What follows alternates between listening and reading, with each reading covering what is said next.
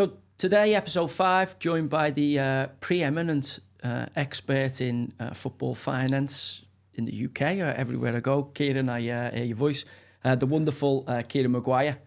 So thanks for joining us today. Thanks for the invite, Joey. Yeah, very, very topical. Obviously, your expertise and your qualifications this week surely are paying you back in dividends. Everyone will want your time.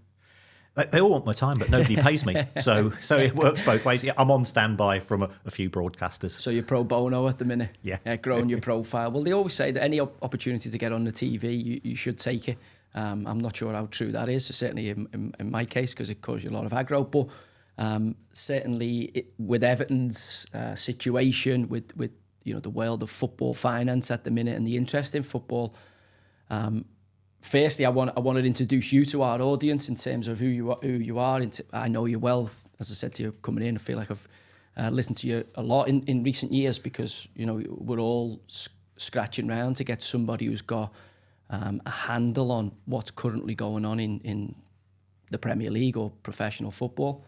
And if I'm honest, I would know you through, as I say, any club gets in a financial predicament, something's going on, people don't understand the word like amortization or something.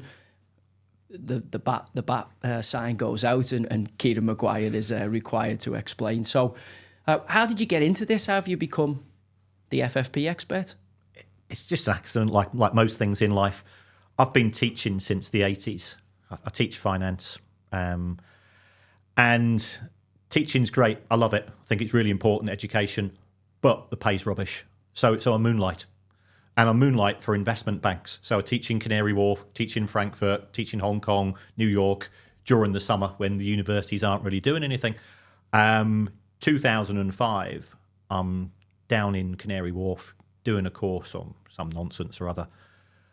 And it's the bank who are advising the Glazers on how to take over Manchester United. The deal gets announced. Everything goes crazy. The media phone up the university to say, can somebody explain what a leveraged buyout is? Yeah. And the university says, well, we've got this idiot. I'm supposed to be teaching proper finance. So you're teaching finance that if I was going into your classroom, what would be the topic you're teaching? Is it economics? It's teaching people how to understand the balance sheet. If you're going to buy Everton, if you're going to buy Rochdale, if you're going to buy Rangers or whoever the club's going to be, where do you get this price from? Yeah, where did Sir Jim Ratcliffe get this £5 billion overall value of Manchester United from? So it's my job to explain how the numbers work, what you put together, what you take into consideration, and so on. And it's boring, okay? Because I'm teaching about if you're 20 or 21, are you interested in some old geezer coming in and talking about Mercedes-Benz finances or Apple's or so? So all of my teaching life's been in Manchester and Liverpool. So I use football clubs, okay, because they're massive football cities. Students engage with it. So the university knew that. Media phoned up, said, we need somebody to explain this. And press office said, he's a fraud. He's supposed to be doing a proper job. And all he does is talk about football. So on the back of that, you go in, you sit on the breakfast couches on BBC and ITV, and I didn't make an idiot of myself. That's all. And therefore, the next time a story comes through, you get the call and you get onto somebody's list. And last year I did 800 media slots. I'm like the Grim Reaper. I'm never there for good stories. You've got a bad news story about a football club, and I as you say, the bat light goes on, and I get wheeled out in front of the cameras. We need to get someone to understand it. Well, that's the thing there. You spoke about your introduction to it being the Glazers, and that's turned out to be quite a volatile ownership. With the protests from the fans, and obviously the bit of a split between the class of '92 and their Salford project, and the constant guerrilla attacks I feel on Manchester United. One of them being moving that hotel or building that hotel quite close to it. So in terms of, as I say, firstly, I just want to try and what do you teach? If I said to you, Kieran Maguire teaches. I teach football finance. I teach you how to understand football club accounts, how to value a football club, how to deal with player transactions. What happens if What's an obligation to buy? What's an option to buy? What do you do if you've got a contract extension? What about all of this fuss we've had in relation to Chelsea over the course of the last year or so when they've been putting players on 8 and 9 year contracts? The implications for that, how that affects FFP, what the Super League is all about from a money point of view. There's a football perspective, there's a fan's perspective, there's an owner's perspective as well. So it's my job to try to understand that and to try to explain it in terms which students can understand, and because I do so much media work, how to get that across to a wider audience. Because if you don't get it across, then people are getting confused, they're getting angry, they're getting frustrated. So as a teacher, and that's what I am, I've got an obligation to get that across. I mean, obviously fans every transfer window rolls around, they're like, right, this is a chance to change our season, and obviously how much you can spend will dictate that, and they get frustrated because they see the neighbour spending money or a rival team spending money, and then they take that out on their club or their board or their chairman or manager because they're not keeping up with the Joneses, so to speak. So in terms of, I would imagine football finance is quite a niche market in a university. Is it growing, I would imagine, as the prospects of not just being a footballer or a sports scientist or a scout in football, these other jobs that have, director of football, sporting director, whatever you want to call it, all these other positions in football club have opened up as football's become awash with money. So have you seen a rise in, obviously, interest in the topic? It is. It's transformed my life because I was quite happily being completely anonymous, and now I've got a higher profile on the back of that.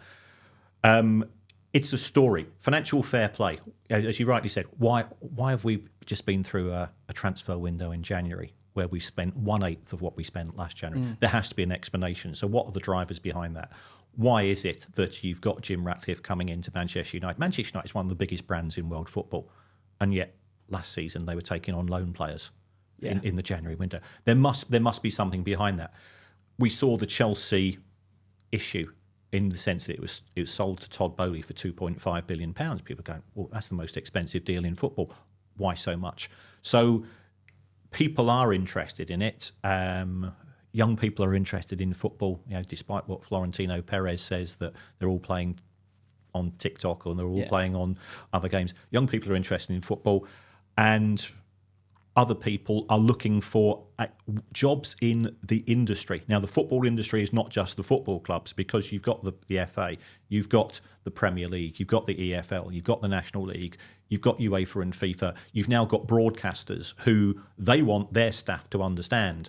If you take a look at the newspapers, that yes, they're writing about what's happening on the pitch, but football's so big, they want to write about what's happening off the pitch as well. So all of these people want to broaden their knowledge so that they can teach, they can talk with a little bit more confidence, a little bit more authority, and that allows people to get the message across. Yeah, and it also educates your football opinion in terms of if you're able to understand the nuances, the finance, then pretty much you'll be able to follow the direction of the club, because they usually go hand in hand. If you've got money, you get good players. If you haven't got money, you lose your best players. And when I look at that, as you were talking there, Kieran, I'm thinking if you wanted to be an agent or you want to work with a big agency, then obviously you'd need to have a grasp on the financial side to know who can do business and who it's worth chasing on the phone for a player and who isn't.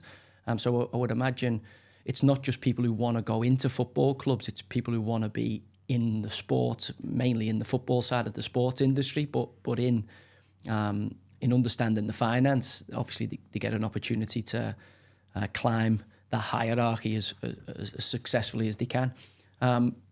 When it comes to finances, in terms of football finances, are they as straightforward as other businesses, or is it hugely complex compared to, say, your run-of-the-mill rugby league or rugby union team? Does football carry a complexity to it that the other sports don't?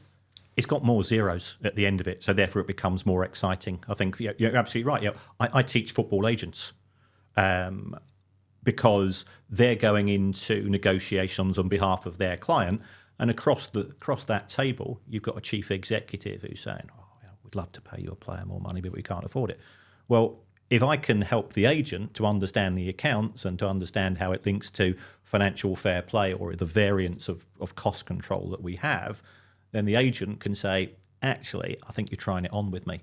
Well, there's a famous story about one of these, and I'm looking at you now, and I'm not wanting to out you, but I'm sure it was Wayne Rooney's deal with Manchester United, where I think Paul Strefford's the agent at the time, and they'd worked out how much revenue Manchester United pulled in compared to, say, a Real Madrid, and how much Cristiano Ronaldo was paid as Real Madrid's star compared to Rooney.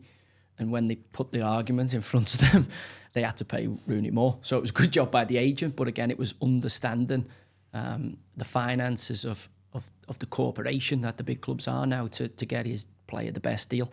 I'm not suggesting you were involved in that, Kieran, at any way, but from the player's perspective, you would want your agent to have a grasp on football finance, not just be in there shouting, I want X amount of money, which is pie in the sky that the club can't afford because they would be sailing close to the FFP line. Do you think FFP's been a good thing for football since it's been introduced? It depends how you define good, which I know is a bit of a cop-out answer. I think we have to look at the history. Why was it introduced? Clubs in Europe were losing a lot of money. Clubs in Europe are still losing a lot of money. Clubs in the Premier League were losing a lot of money. What happened was, if we go back to the start of the Premier League, you think about that first 10 to 12 years, what was happening? Manchester United were winning the Premier League, and then every sort of 3 or 4 years, Arsenal would win it. Yeah, from 92 onwards, it was the Man United era, Fergie. Yeah, and Manchester United had the biggest finances. They could, Fergie, great manager, nobody's denying that, but they also had the ability to outbid other clubs. We then had Roman Abramovich came along, and he was a disruptor. Yeah, he just started throwing unlimited amounts of money to the coach, to the players, and now 2 became 3 in terms of. Well, you did have Jack Walker at Blackburn who shelled it out as well. They were the first for me growing up. I'm born 82, Kieran, so I know I look a lot older. But 92, I still remember Leeds winning at 89. Howard Wilkinson, and then I remember the year at the Premier League era, and Blackburn really were they're going to hate me because I'm a ex-Burnley player, but a really small club comparatively to Liverpool, Man United, Aston Villa, who were kind of going for the title in the early stages under Ron Atkinson. I remember Villa going close. And Blackburn under Jack Walker, and was he Steel background, Jack Walker, the Walker family? Yeah. And they were able to compete and signed Alan Shearer, Chris Sutton, amongst others, David Batty being another one, Tim Sherwood, who then ended up winning 1 title. But you're right, it was historically your Man United, Liverpool were in a strange period then, but Arsenal, and then Roman Abramovich comes and really disrupts the landscape with acquisition of Chelsea. That's right. So 2 clubs have become 3. I agree, absolutely. I mean, Jack Walker showed that money can make a difference. Yeah. Abramovich said, add a couple of zeros and you can really change the landscape. Then Sheikh Mansour came along at the Etihad and transformed Manchester City into a competitive club in terms of trophies. And those clubs that had effectively become confident that every year they were going to have a Champions League place started to say to themselves, well, what happens if 3 or 4 more clubs do this?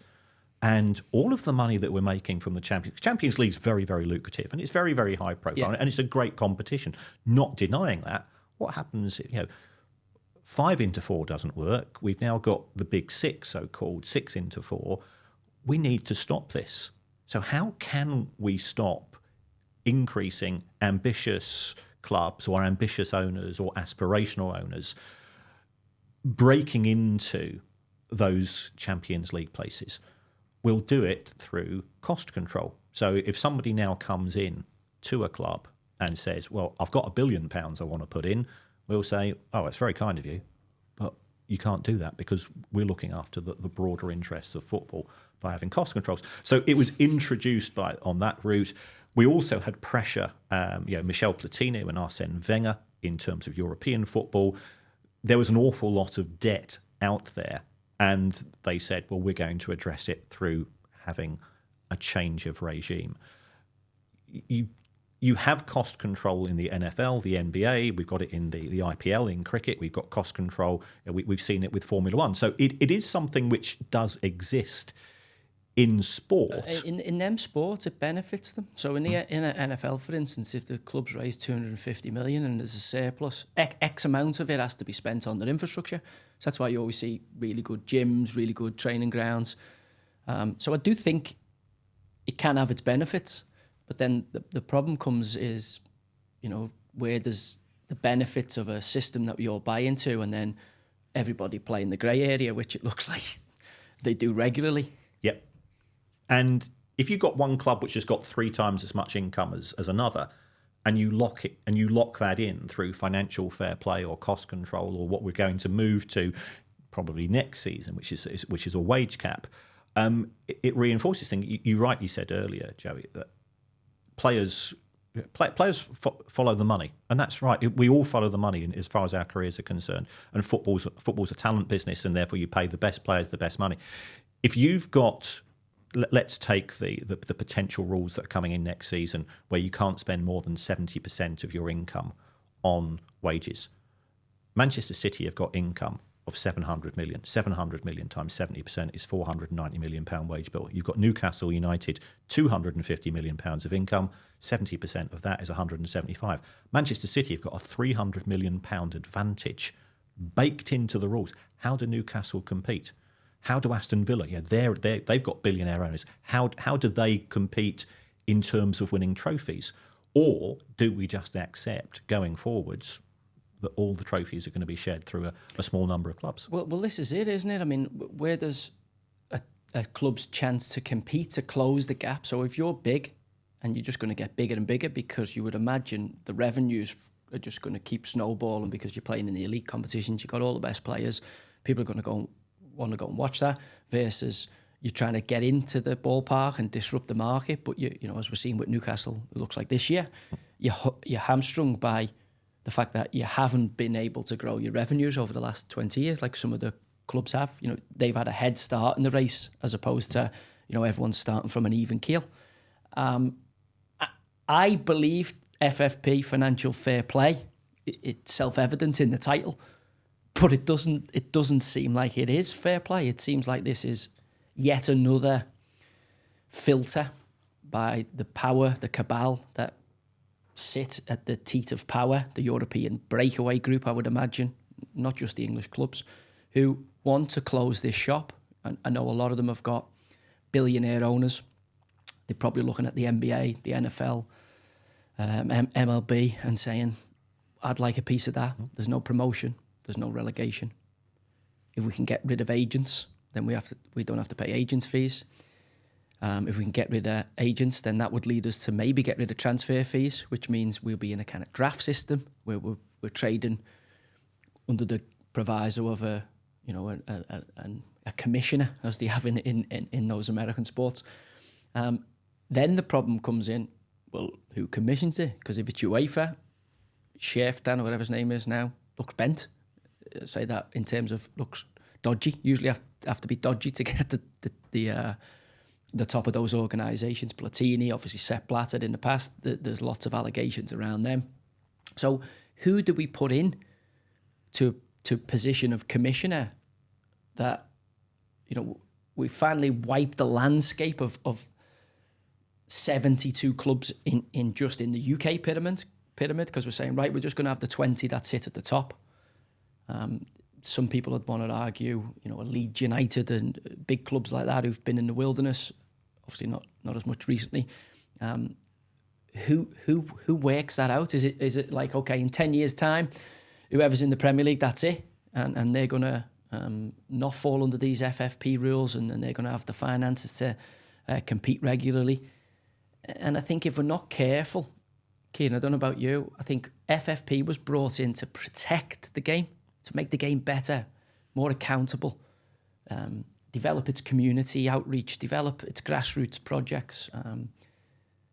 And it looks like it's going to have the adverse effect. It's actually going to kill off a lot of the smaller clubs and empower even more the big super clubs to go then into a kind of European Super League. Yeah, I think we're in danger of having a European Super League by stealth. Because if we take a look at the changes which are being introduced to the Champions League next season, all of a sudden you've now got 4 guaranteed home games for most clubs. For half the clubs, it's going to be 5. Manchester United, Liverpool, Arsenal, Spurs, they can make 4 or 5 million pounds from a single gate receipt. Yeah, that's you know from different leagues and so on. £4 million. That's a club's total budget for a year. Every club I've worked at in League One and League Two, that's more than any budget we've had. So how does that club? At the start of August, as a fan, you still think could be our year. and Leicester City was both the best thing and the worst thing that ever happened to the Premier League. And the reason for that, it was fantastic because they won it. And I'm old enough to remember Derby County, Nottingham Forest, Everton, Aston Villa, Blackburn Rovers, Leeds United, all winning the top division. And as somebody that watches football and Match of the Day growing up as a kid, you say, well, they deserve to do it. And wasn't it great? That's what we all dreamt of, the rags to riches, Roy of the Rovers. The American story is quite different, but in terms of you starting out and you can, through your own endeavour and your talent, work your way to be, the best. Yeah. A true meritocracy. And for our football pyramid, I've played abroad in France. They have a couple of leagues.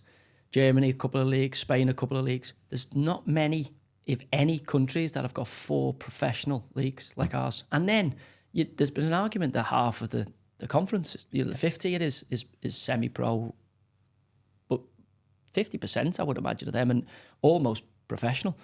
Certainly some big budgets down there, and you have to understand there's a uniqueness to the English football. Like the French can't get their head around the fact that we've got 4 divisions, and then I'm like, no, Scotland have got 4 as well. Wales have got their own league. Ireland have got their own league, North and South, and they're like, they just can't imagine there's this passion for football. And then COVID for me, Kieran, I don't know about you, really taught me about how important those clubs are in the community and how important they are for people's mental health to be able to go and interact with the football club. They don't need to see Kylian Mbappe on the field. That's a bonus if your club can afford him.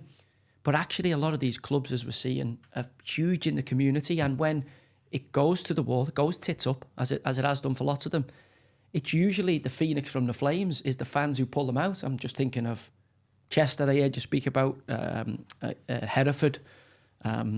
We've got one now going on with Bury, where the fans are trying to pull these clubs out of the oblivion because they are the football club. I know the custodians pay the billions for it. We spoke about Roman Abramovich there. But he's only a custodian. Ken Bates before him, Matthew Arden, whoever we could they move on, and the football club is embedded in the community. And I was laughing because a podcast I'd listened to in the build-up to this, I heard you talking about a guy who was an Arsenal fan, and Arsenal moved to him, you said? Yeah. They were south of the river and moved into his street and built Highbury there. And I think that's what people forget is there's a human element to this that, the European Champions League's a phenomenal competition. We all love watching it, especially when it gets to the latter stages, because it's the best of the best. But it's built on falsities. When I look at Real Madrid, and every time, they need money, pieces of the stadium get sold off because Madrid have always been hand in hand with the Franco government, and it's been the Madristas, and it's been the first really nation state club of Real Madrid. We've seen PSG, Man City, I'd argue, become them afterwards. And when Real Madrid are the benchmark club that everyone aspires to be, and yet we know financially they would have to operate in a grey area, albeit I'm seeing them this summer for the first time. They've not took Mbappe, broke the bank for it, but I didn't think that was because they couldn't. I thought that was because there was a better deal for them to sit and wait. Yeah. So if they're the benchmark, so I have to say most European Cups won. You know, I know Liverpool fans won't be happy about that, but they are the benchmark club in terms of they are the preeminent, most successful club at professional football. And if they're bang at it and they don't run a sustainable business model, because, you know, they've got the best players, they've got the most eyeballs on them. If they can't run sustainable with all the success, what chance has anybody else got? Is football sustainable?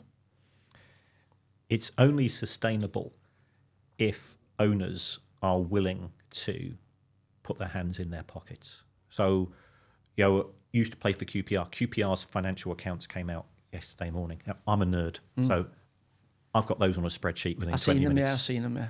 Had a look at them.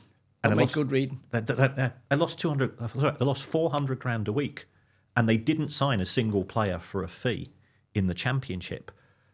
And then people are going, well, that's crazy. And yet they're in the top half in terms of, you know, the better clubs in terms of the finances.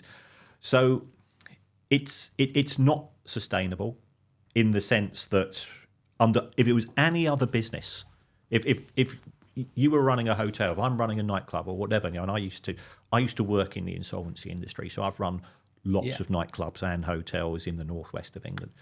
And I go and look at numbers and say, this is why this business needs to stop calling the administrators. You can't do that with the football, because you rightly said, Joey, what we have here is a part of my identity, my life, because it's Wigan Athletic or it's Oldham or it's Rochdale, and people will fight tooth and nail to preserve that. Nobody wants to see anybody's business go belly up, and you feel, oh, sorry, and you forget about it. You think about how big the Bury story was. It was on national news, all the channels, all the newspapers. One guy had come in, bought the club for £1 and tried to destroy it, because football is so important to us. And you're absolutely right that during COVID, you know, it was. I know somebody who was phoned up by a player. Yeah, what the club did said, look, these are our fans. We've identified the fans who are 65 and over who are living by themselves. COVID was a scary time for everyone. The players phoned up. It made such a difference. They chatted them for 10 minutes. How are you doing? What's your name? Who's your favourite player? You know, just had a little chat, and it put a smile on faces. So football is unique in that. And if we look at the community schemes, Everton in the community, in my opinion, and I've seen a lot of these, is the best in the country at going in, talking to, first of all, blokes my age who are sort of, you know, especially if you're living by yourself, life's like can be pretty grim. Especially in COVID, yeah, when you're isolated even further. That's right. So, okay, we'll organise some walking football for old guys.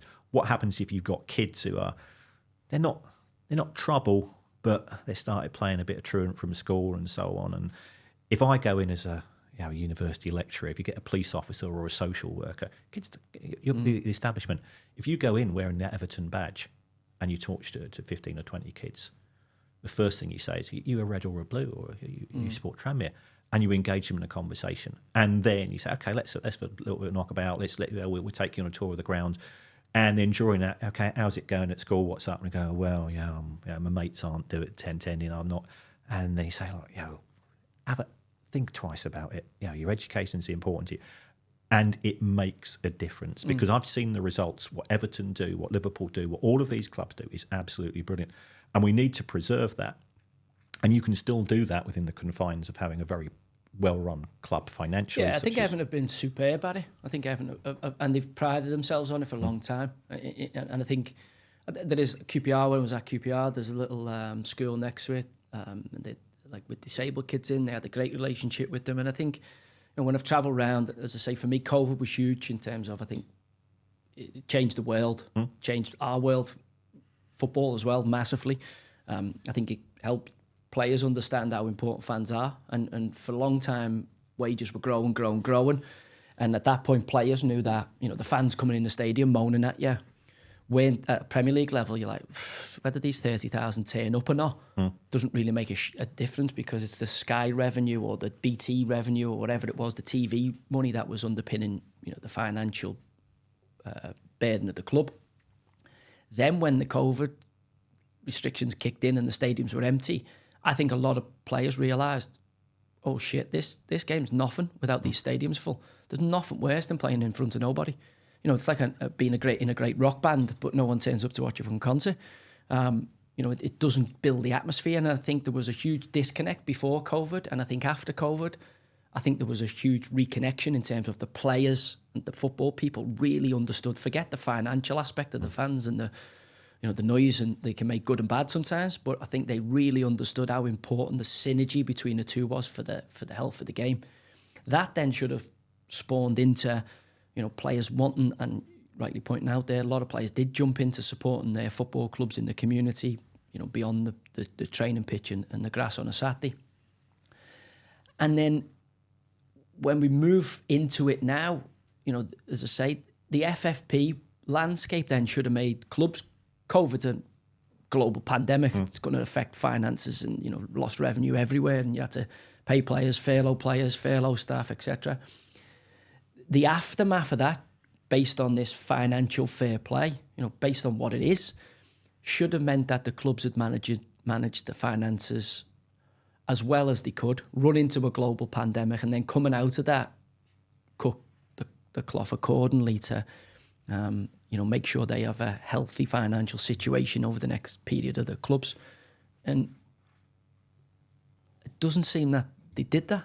It seems that if anything, they went the other way. It was like, okay, this is an opportunity now to get after it. I mean, point in case, Chelsea. For me, the COVID came, war in Ukraine. The most dangerous thing I've ever seen was for them to take the government to take the club off Abramovich. I thought forget his connection to Putin, probably Putin's money. I always had that suspicion about anybody who came out of Russia. Same with the Chinese, always had some form of the Communist Party with a finger in that pie. But I thought for the government to seize the club off Abramovich after a period where he'd been a very successful foreign owner, he'd not taken a lot of money out of Chelsea. If anything, he'd been guilty of putting a lot of money in, and had sporting success and built a fantastic academy, etc. For them to take the club off him, I thought was the wrong message to send. As if I was a billionaire investor, I'd have been worried at that, going, is it me next week if my country falls out with them? And then secondly, to bring in Todd Bowley and his gang of space cadets, and then to just allow them to spend billions and so far have no sanction. For me, as an Evertonian sitting here today, we'll get to Everton in a sec, Kieran. For me sitting here, I go, how is that right? Firstly, how is it right that you take the club off Abramovich for Putin starting a war? As far as I know, Roman Abramovich is a Russian Jew who's got Israeli connections, but also, Ukrainian connections. I think his mother's Ukrainian. So how is it okay and how is it financially okay to seize £3 billion worth of assets off somebody? And then secondly, how is it okay that you give the club to somebody else who then comes in and looks like he blows £1 billion, 1.2 billion quid or whatever on players? And as far as I sit today, 22nd of February, no financial ramification for Chelsea. Surely that is FFP not working. Yeah, I think if we take a look at the Chelsea case, the government froze the assets. So Roman Abramovich still was entitled to the proceeds. And then he said, I don't want to make a penny out of Chelsea. And you're right, he didn't take a penny out. He'd lent the club £1.5 billion. Chelsea cost him £900,000 a week for 19 years. That's a very expensive hobby, but that's what it was to him, and he could afford to do it. If we then look to... Because the money still sits in escrow now, doesn't it? It's meant to go to Ukraine for the war, but it hasn't actually got there. It is, and I've asked MPs, I've asked journalists, and I get the standard answer. The lawyers are still arguing about how do we define the victims of the conflict in Ukraine. There are trusts in Cyprus which have an interest in Chelsea as well, because Roman Abramovich has set up trusts overseas, and that's what billionaires do. Yeah. We can say whether it's right or wrong. Well, the Panama Papers pointing not just at footballers, a lot of government officials, but obviously football had its fingerprints all over that, which you would imagine when it's the money changing hands at the level they are. Me being a cynic, I'm quite cynical, certainly about football. Big money, it's the biggest characters. When Abramovich buys Chelsea, there wasn't a part of me that didn't think there was some kind of Russian government interference in that. I didn't ever think it was just a wealthy Russian oligarch, because from what I knew about Russian politics, you couldn't become a wealthy Russian oligarch unless you played by the rules of the game. And that has subsequently come true. Okay. What is financial fair play then in its purest form? If we've gone through a few examples there, what is it meant to do that it's currently not doing, or that it needs to do better? What its current form is it sets a limit on the amount of losses that a club can make over a rolling 3-year period. And that limit is £105 million. Now, that decision was made in 2013. Yeah.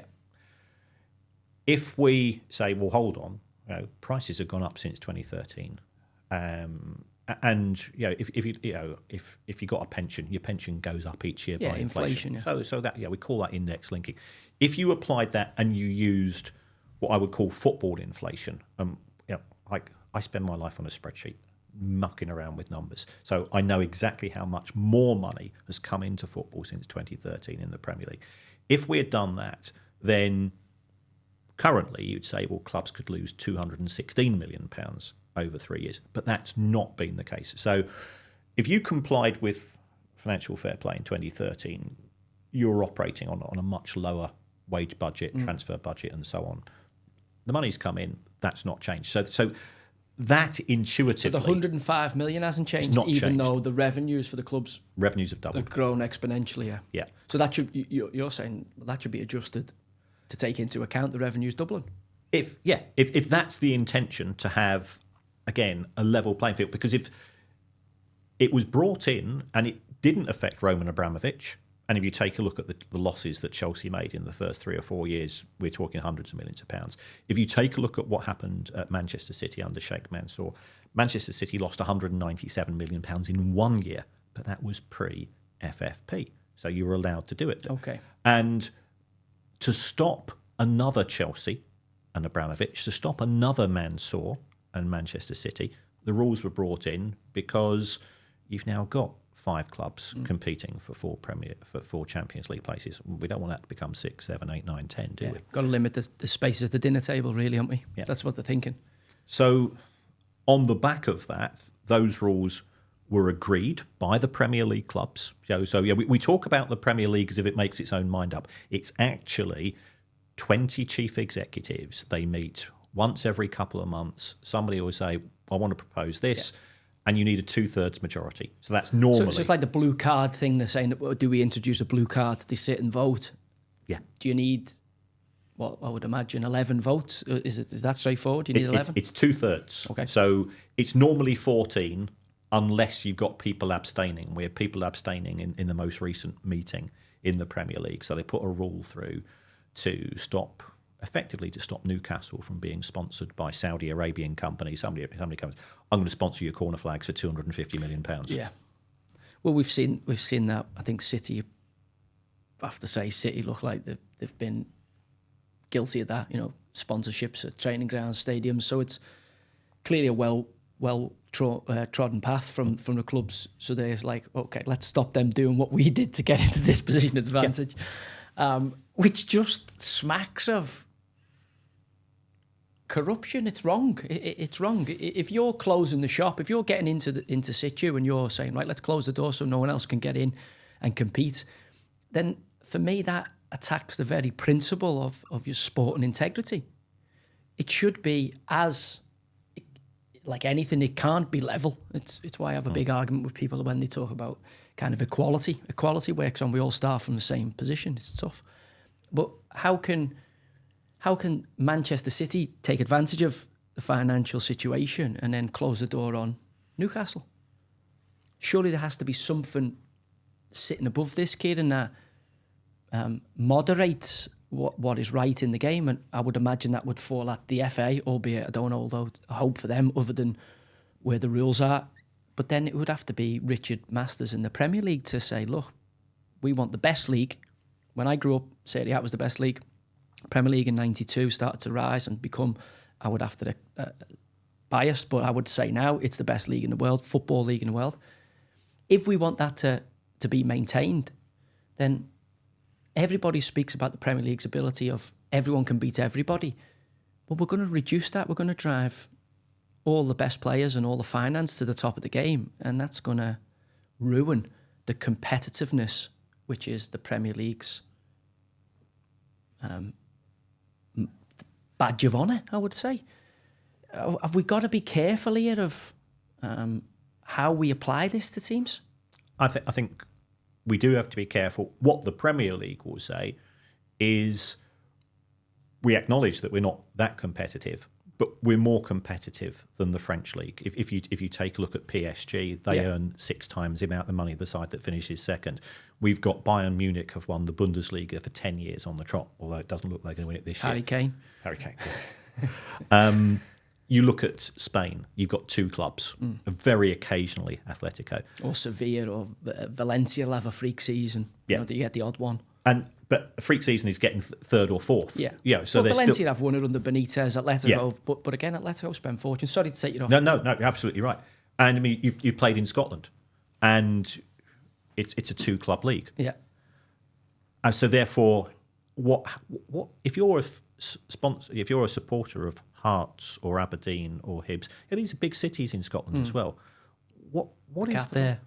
What's the point at the start of the season? You're trying to be the 3rd best club in Scotland, and that has an impact upon the TV money. So the danger is if we lose competitiveness in the Premier League, and we haven't. I think it is good that Villa potentially could be a top 4 this season. Newcastle did do it last season.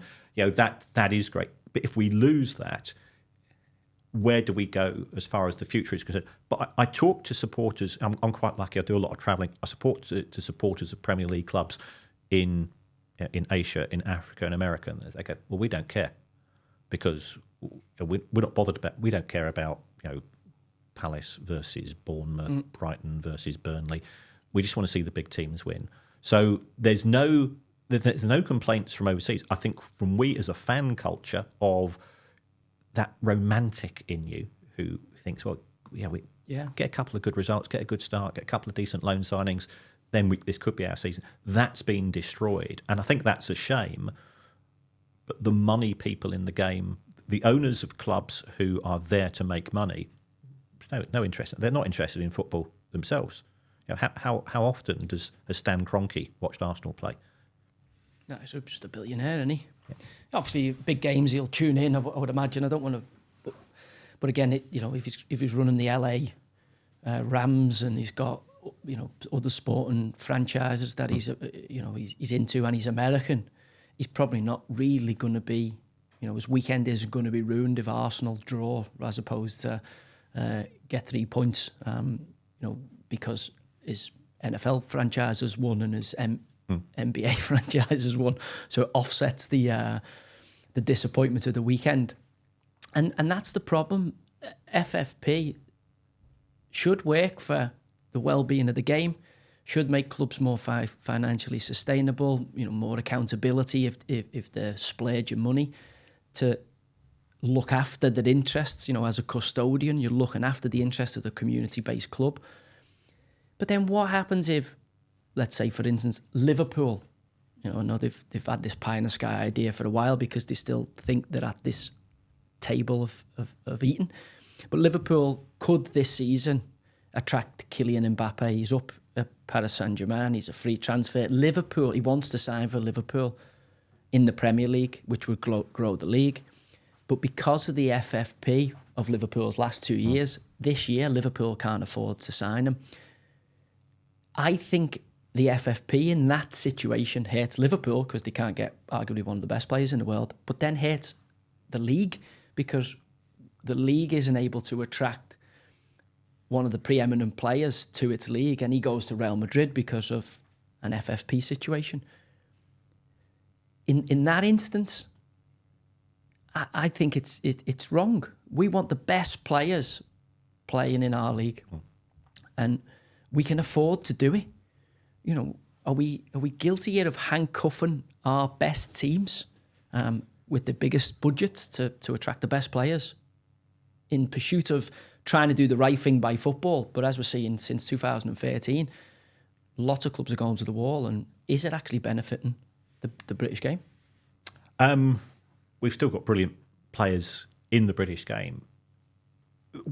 They've got similar measures in Spain to FFP. We've also got the UEFA FFP rules, which impact in La Liga, Serie A, the Premier League, and so on. So there is that other clubs are being restricted as well. And Mbappe's now said he just signed. I've signed was £170 million signing on fee to go to Madrid, which is nobody's going to turn it down. So, you can't. No. Look at the Saudi situation. You can't. If someone says to you, do you want to climb that ladder for 40 million for this year, or do you want to climb that one for? It's a rare person that says, you know what, I love this place, I'm going to do it for 4. Yeah, entirely. So financial fair play does restrict, but it does. If you want to play in UEFA's ballpark, if you want to play in UEFA's game, then you've got to go along with the UEFA rules. So that is the one sort of counterbalance to that. But what it does stop is Newcastle United, can they do an Abramovich? Can they do a Mansour? No, they can't. So we've seen them. They bought a club, Mike Ashley, not a popular owner with Newcastle United fans. I literally signed through it. So what you spoke about earlier on, from my understanding of it was he didn't do his due diligence or didn't understand the debt he was getting into off the back of the Shepherd selling him the club. And that set off a chain of events that he never really got what he wanted out of Newcastle or got off on the right footing because of it. How does that happen? How does a successful billionaire, very cunning businessman, get his pants pulled down, which we see in football all the time? Very successful business people seem to buy football clubs and lose their fucking minds. I think in the case of Ashley, he's always backed his own judgment. And you're absolutely right. He wandered in, said, I'm buying the club. I talked to owners. I talked to chief executives of clubs. But the most common thing I hear from owners is, I'm not going to fall into that trap. 6 months later, they got the manager coming to them and said, let's just sign this lad. We're in the championship. We're 8th. We need to get into the playoffs. This lad looks really good. 12 million, 18 grand a week. Give him a bonus if we get promoted. Let's go for it. And the fans have heard the story, and they've leaked it to the page. Oh yeah, and the owner wants to be loved. Yeah. So therefore they go, yeah, we'll do it. And you look at some of the QPR, their owners. You say you played at the club. You say, I was one of the first few to do. Yeah. £350 million they've lost, and that includes Premier League and parachute payments, and they've still lost 350. You've got Bristol City, who I can't remember. Steve Lansdowne, £20 million a year, and they just write the check, and they say next year it will be different, but next year it's not different. But even on the flip side, that Andy Pilley at League One, Fleetwood, writes off £3 million a season, pretty much. I mean, a lot of these people have big companies that they run, and obviously, it might be a tax. I don't know. You'd know a lot better than me, club to club. But I would imagine there's very, very few clubs in our pyramid who would actually run at a profit. Oh yeah, we're talking out of 92 single figures. I would, yeah. And that's normally on having a good season in terms of selling players. So we have to say, as a business model, then you wouldn't. It's not sustainable. It's not. Since the start of the Premier League, and again, I've got all the data. Prices since 1992 have gone up by 106%. Football revenue has gone up by 2,600. Fantastic. The Premier League is now this global product. Sponsors want it. Kit manufacturers want it.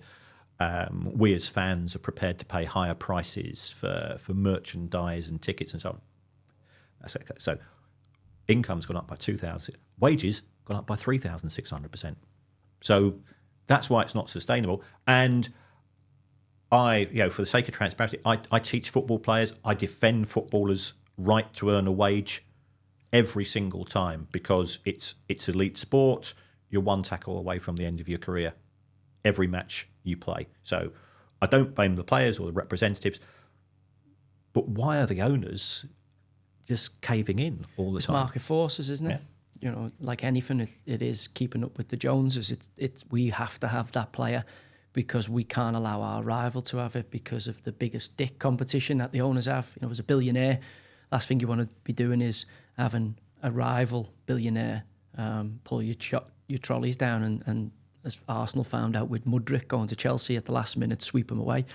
The Chelsea fans might argue they wish he'd gone to Arsenal based on what he's done so far. But that's for me, that's the real crux of the argument. When you get into it, it's like, okay, we want to see the best players here. Naturally, the best players are going to want to have the most money, egos and stuff that goes on in and around it. And when they're available for transfer, if there's 4 clubs that can compete for it, we've seen with Declan Rice this summer, there's Man City put a bid in, Arsenal put a bid in, and I've been in those situations. Naturally, you go ding, ding, ding. It's like the 3 sevens have just pulled in on the fruit machine, and you go, okay, right, this is a chance to change my kids, possibly even their kids' futures. And as you rightly point out, I'm one bad moment away from the curtains being drawn and they move on to the next player who's fit and can take your position. So if we have a market which is obviously competing, so you've got rich, really, really rich owners who are competing for talent, the only sensible solution, it seems, would be a wage cap. It's the only way you can say, okay, right, we're all going to draw a line in the sand here, we're not going to pay any more than that. And then every salary cascades downwards from that. But they've tried this in youth football, in terms of acquiring the best talent, not stuffing them out full of money and the parents full of money, so they put all legislation in. Then what happens? They circumnavigate it, they find the grey area, they find the loopholes. And that's all they'll do. You put all these rules in place, as we're seeing with Man City, and we'll get onto that. But then they just hire minds that can circumnavigate it. We look at football. It's not the only sport. You look at rugby league, which I love. Lots of teams been guilty of cooking the books financially. Look at Formula One.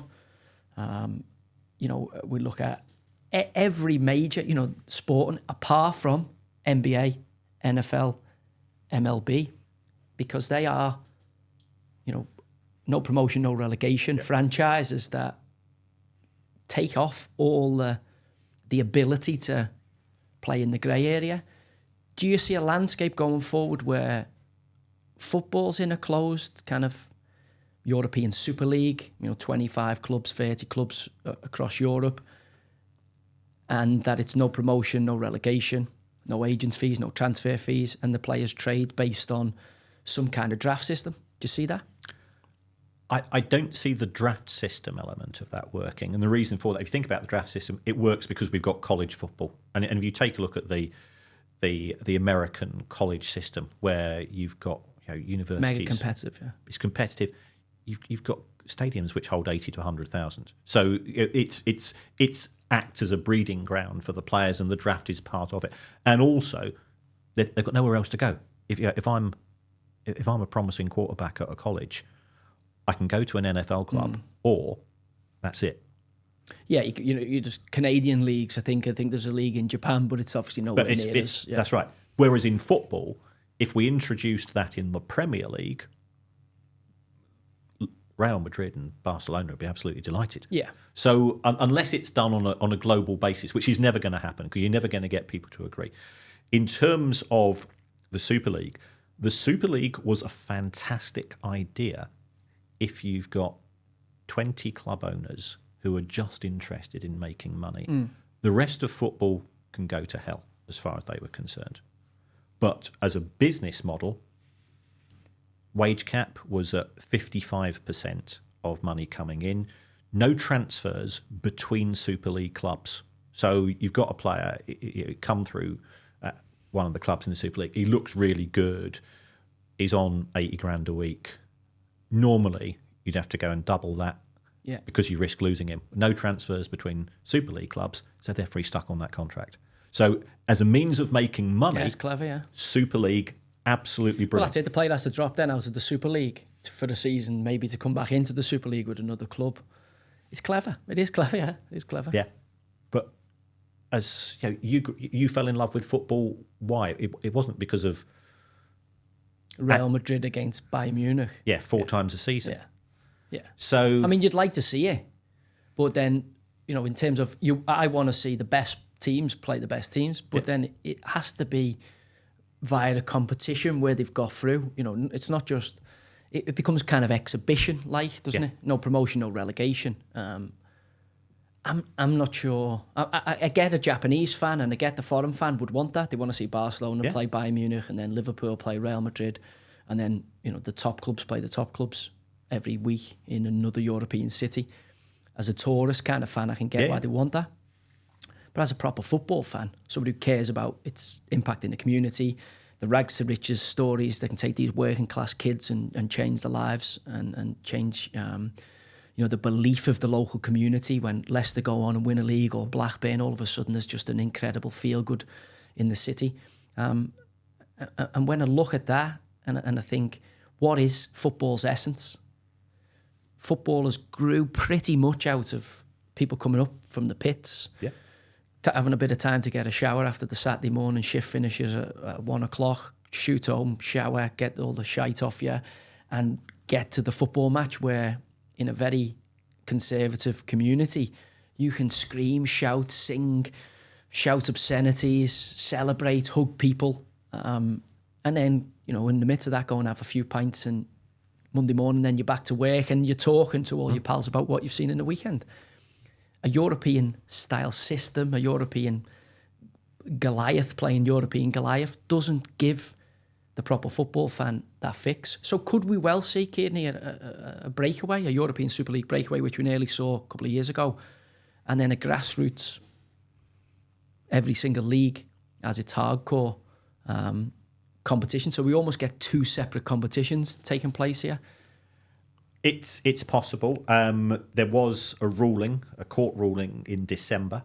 There's an organisation called A22, which is effectively the mouthpiece of Barcelona and Real Madrid. And the European Court of Justice has said you can not prevent a competitive league being set up. So it's now up to that organisation to persuade. Now, the owners of the English clubs, because why did the Super League fail?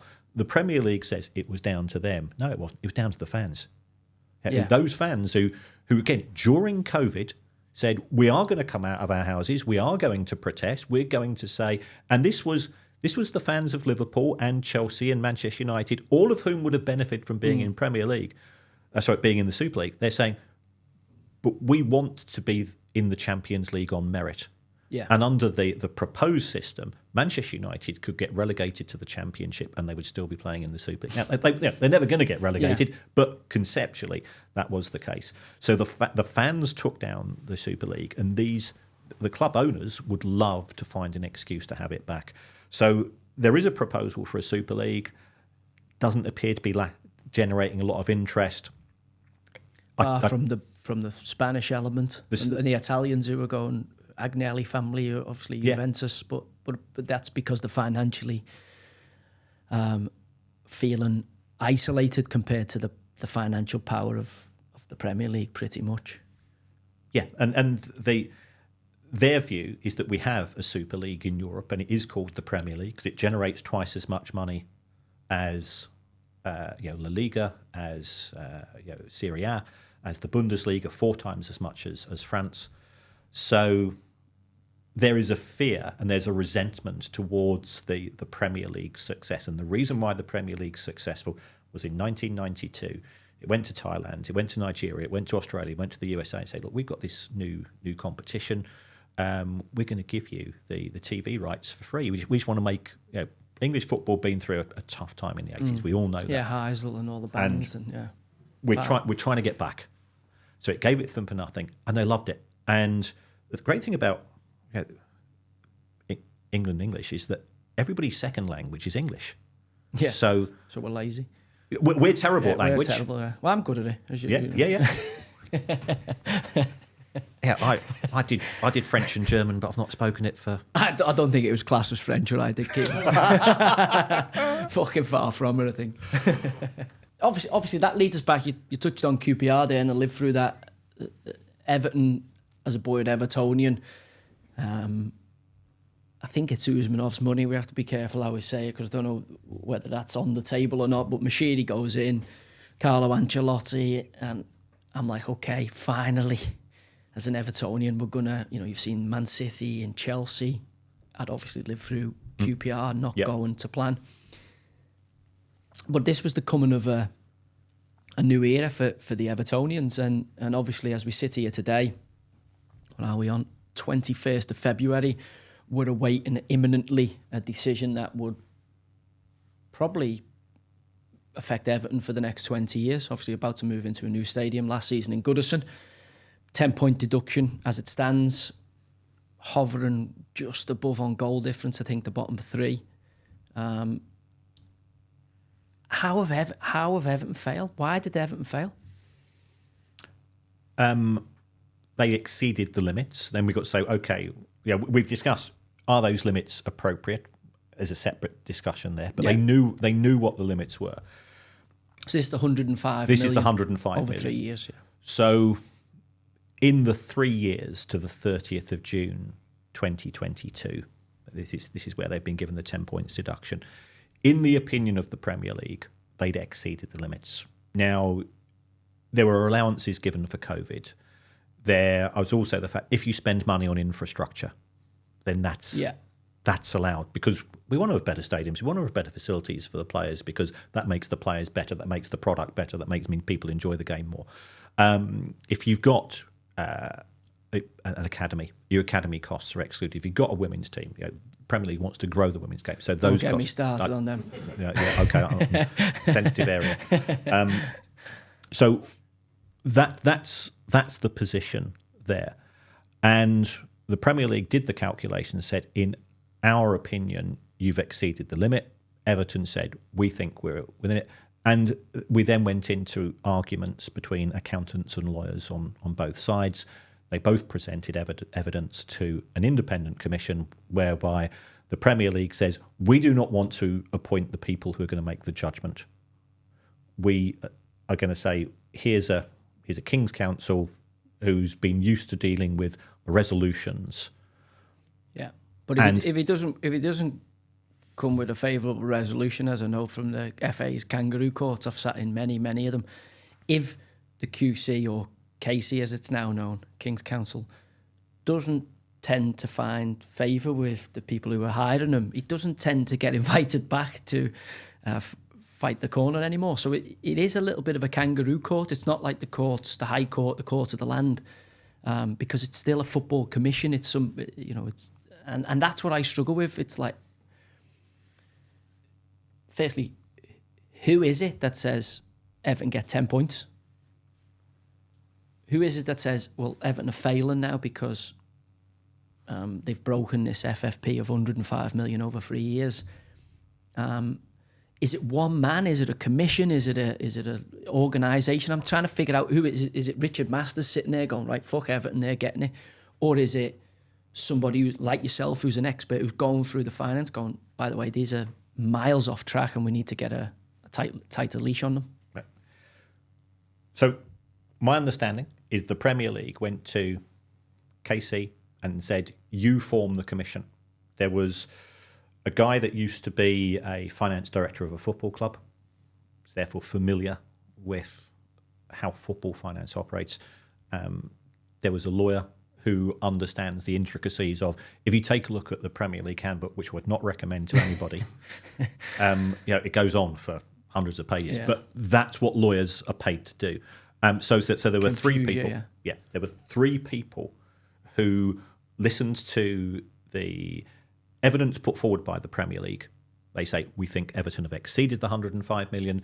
Then there's the evidence produced by Everton itself to say, well, actually, we feel that we are within the limits. And that was Everton's initial position. And that takes a lot of time because there were 40,000 documents presented. And people say, why have we got nowhere with Manchester City? Well, if you've got 40,000 documents for one charge, can you imagine how much photocopying you've got for 115? So but we'll come back to that later. It took a long time. They listened to the evidence and they said, Everton then changed their position and said, actually, yeah, we acknowledge now that we probably have exceeded the limit. We feel we've exceeded it by 7 million. The Premier League says we think you've exceeded it by 20. The Commission appeared to take the Premier League's position, and on the basis of that, they said, right, we're going to give a 10 points deduction now. How did that reach that 10 points figure? I think this has been the big issue for practically anybody who's... I've read the ruling 2 or 3 times. Was there any precedent for the 10 points? There's not precedent as far as the Premier League is concerned, because this is the first club that's actually been through an independent hearing. Well, this is the thing, though, Kieran. I was going to come back to it because I remember at QPR, there was a big noise. It might have been after I'd just left, or we'd gone down when I was in France. I was at Marseille. The club got relegated. I was under contract. I came back the next year. We got promoted. Bobby Zamora's goal in the playoff final. And there was just a tangible relief from the board members, which must have been the FFP righting itself. We're back in the Premier League. We get, obviously Premier League money, and then the parachute payments should have gone wrong. But there was all this noise about we might start the Championship the next year under a points deduction, or we might start the Premier League under a points deduction, because clearly the finances weren't all singing and dancing. But then we never ever had one. And then after they left the club, they were put into an embargo in terms of they couldn't sign all the players and they had to cut the cloth accordingly. But there was never any points deduction for QPR, who would, in my opinion, would have failed this FFP 105 million 3-year threshold. Yeah. So Everton become, as far as I'm aware, you might tell me differently, the first club I know of to have points deducted for failing the FFP in England. If we look at the QPR position, the Premier League and the EFL are independent of one another, and they don't like each other. So what the Premier League have always said is that QPR failed FFP in the EFL. We are not going to impose a points deduction on QPR in the Premier League because it affects the integrity of our competition. Yeah. We don't want to start with QPR on minus 10 points. It's tough enough for a club that's just been promoted as it is. So that was the case. If we'd have had that, we went down anyway. That would have been demoralising out the gate. So I get that. And therefore, it took until 2018 before that verdict was resolved, because there was a lot of evidence being put together. Are there other clubs which have been impacted?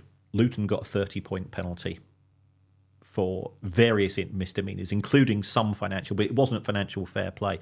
Birmingham City were given a 9-point deduction by the EFL, which again, as we said, is independent of the Premier League. We've seen Reading this year in League One. I've seen them in the EFL. It's the first time I've ever seen one in the Premier League. Yeah. Well, Portsmouth went into administration. They got 9 points. For me, going into administration is a more severe offence, because it means all of the local suppliers have been stiffed. Go into administration, you don't get paid. Yeah. It's like 20% in the pound, or 20p in a pound, or something like that, depending on how it's settled. But so you've got tax. Yeah, we're taxpayers. We've been stiffed on this. Local suppliers, people are being made redundant. Nobody's being made redundant as a result of Everton. As a result of Everton's financial issues. So intuitively, it feels a harsh penalty. Are there any guidelines for the Commission in terms of that level of sentence? Because if you take a look at criminal law, we've got legislation which says that if you do such and such an offence, then this is the minimum tariff, this is the maximum. The judge listens to the evidence. Mitigating factors, aggravating factors. I've lived through some of those court cases. I just think that in terms of administration, you're absolutely right, because in administration terms, people aren't getting paid what they're due. In Everton's case, Everton have just spent more than what they were meant to spend. So if you've defaulted on a debt and not paid people, or not paid people wages that you were contractually, or as you say, local contributors not getting the money, that is a heinous thing to do. It's terrible. To have overspent by, it seems, between 7 and 20 million is the argument here. What's so wrong?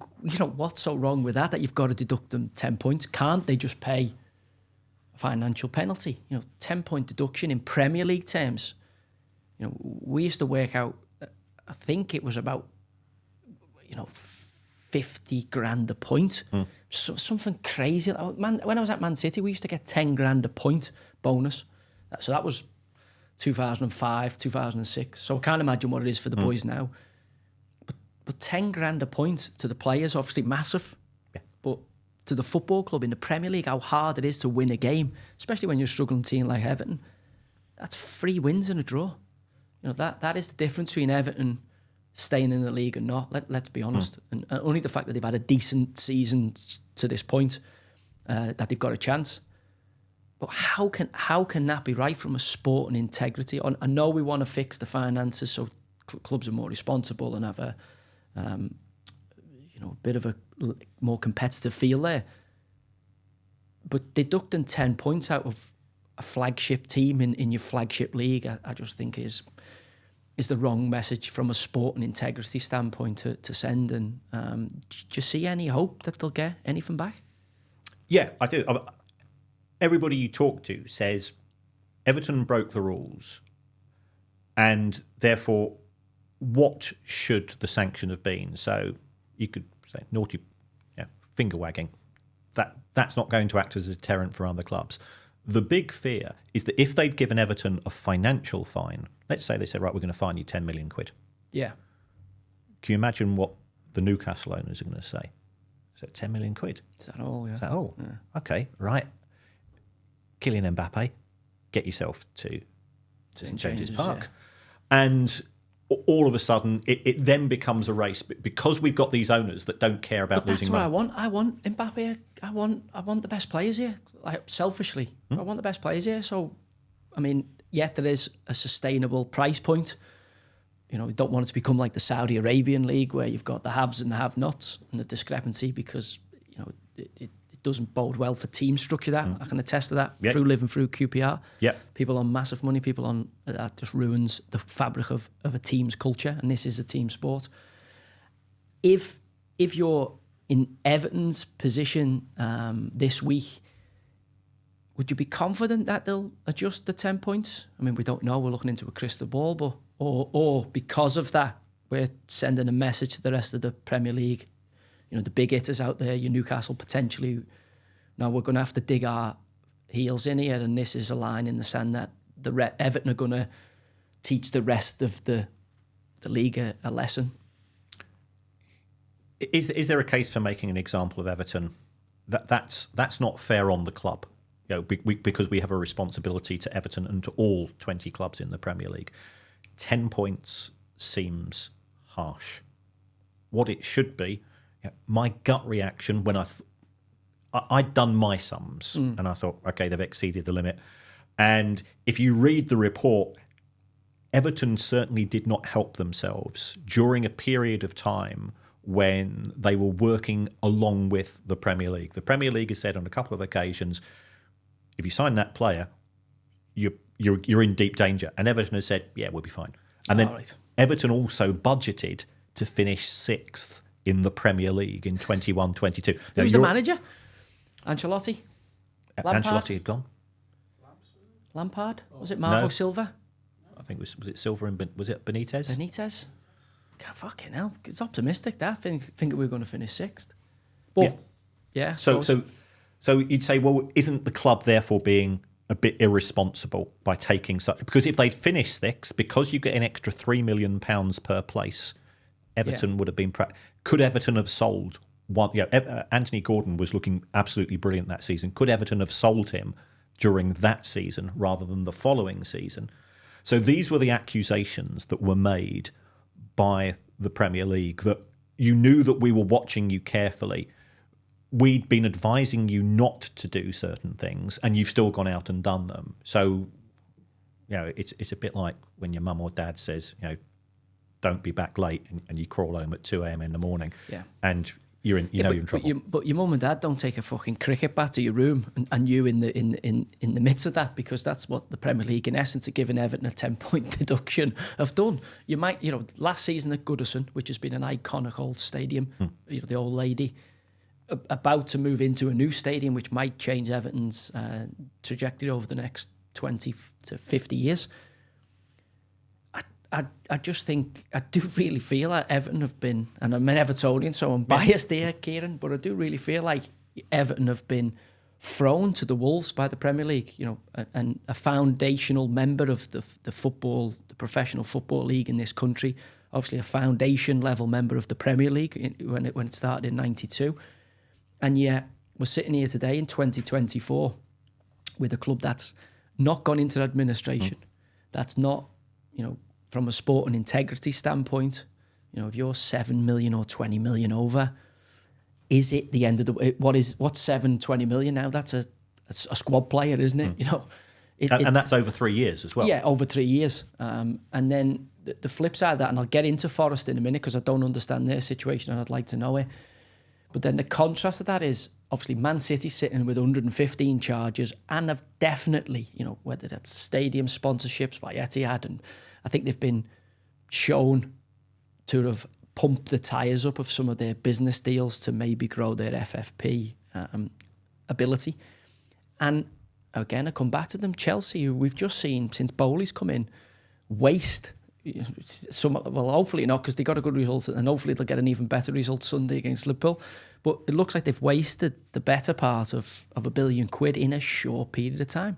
Now, I know they've got 7 and 8 year deals on players, but how are the Premier League coming down like a ton of bricks on Everton, and yet it seems are not doing anything to Chelsea? In respect of Chelsea, my understanding is that if Chelsea do not sell a player by the 30th of June, they are in deep trouble, especially if they qualify for Europe next season, because the UEFA rules are actually tighter than those of the Premier League. So Chelsea are in quite a precarious position, but we have to wait to the end of the season for that to come through. These 3 years. Yeah, the 8 year deals only sort of started kicking in January 2023. So that will take time to. And what Chelsea have been very good at doing is player sales. We all focus on what's being bought, but they sold Mason Mount to Manchester United for £60 million. They've sold Tomori, they've sold Tammy Abrahams, Ruben Loftus-Cheek. And when you sell a player from the academy, you've paid nothing for that player. So it's pure profit. And that has allowed Chelsea to stay within the rules, whereas Everton's player sales have been... Anthony Gordon, that was a great deal. For an FFP point of view, I think that you could argue that he's worth more than what they sold him for. Probably now, yeah. Certainly now, he's absolutely flying. If you take a look at the Richarlison sale, and again, this was part of Everton's defence, they said, in our opinion, he's called Player X, but he's Richarlison. We felt that he was worth £80 million. I don't know enough about football to say, but he's a good Premier League goal scorer. But goal scorers are pieces of meat, aren't so obviously the commodity of a player goes up and down based on his form. Yeah, and obviously at that time, Everton got, I think, fantastic money for both of those players. I think Anthony Gordon has risen his value, but you'd have to argue, as we sit here today, Richarlison's probably dipped considerably in value from what Everton sold him for. Okay. But Everton said at the time, because he just had a decent season, that they felt that they could have sold him for £80 million. Okay. Now, they got 60, £20 million difference. We're out of FFP. The way that it works is because we've got this 3 year period, you've got to sell your players by the end of the financial year. Okay. So therefore they were forced to sell him on the 30th of June. Spurs knew that Everton were in a precarious position. So therefore they said, well, we could pay more, but we might pay more after the 30th of June. You want him on the 30th of June, we'll only offer you 60. Nobody else was in for him. Yeah, well, there's a gun held to their head and it's ticking. Yeah. And like anything, if you have to sell, it's probably you're not going to get the best value. Correct. For sale. Well, so again, the FFP, I'm not saying it tripped Everton up there, but also it is a gun pointed at your head. If you don't sell by this date, you're going to fall foul of the FFP, which means a point deduction, or you're in a deal, a poker game with Daniel Levy, which is not a great game to be in, based on, and actually he's got you by the short and curlies, and you can get more if you're prepared to ride the FFP deadline. Must have been a horrible situation to be in, but also, why are we building a model that forces clubs into these cul-de-sacs? Yeah, it's far from perfect. Again, read the report. The conclusion made by the commission is, why did Everton keep spending money? Because Everton lost more money in the first 5 years under Farhad Moshiri than any other owner. Now, you could say, well, they lost more money from that period, 2016 to 2022, absolutely. But you compare that to the losses of the first 5 or 6 years of Abramovich, or the first 5 or 6 years of Sheikh Mansour, and they're far lower because of FFP. So it just, and ultimately, law is law and feelings are feelings. As an independent person, yes, they breach the rules. My view is that a points deduction is the appropriate thing to do because it stops the billionaire owners. Yeah, there has to be a deterrent. Yeah, there has to be a deterrent. So that works. 10 points seems too harsh.